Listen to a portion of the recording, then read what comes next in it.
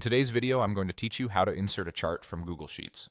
If you already have a chart created in Google Sheets and you want it to appear in your Google Slides or Google Docs, this workflow is quick, reliable, and keeps your data looking professional.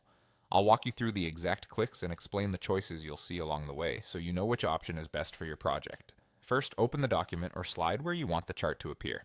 Go to the top menu and click Insert, then hover over Chart and choose from Sheets. This tells your document to pull a chart directly from a Sheets file instead of building a brand new chart from scratch. It's the most efficient way to keep your content aligned with the source data you've already prepared.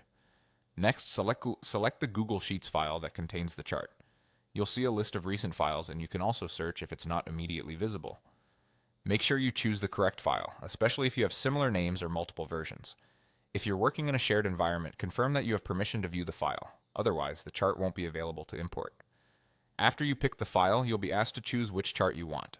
If the spreadsheet has multiple charts across different tabs, you'll see them listed. Click the one you need and then click Import.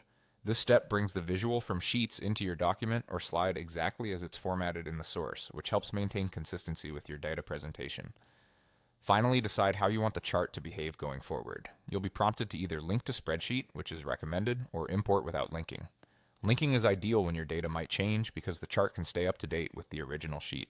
When the underlying data is updated, you'll typically see an option to refresh the chart in your document.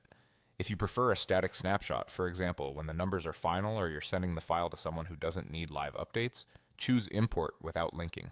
That's it. By using Insert Chart from Sheets, selecting the right file, picking your chart, and choosing whether to link, you can bring accurate, polished visuals into your document or slides with confidence.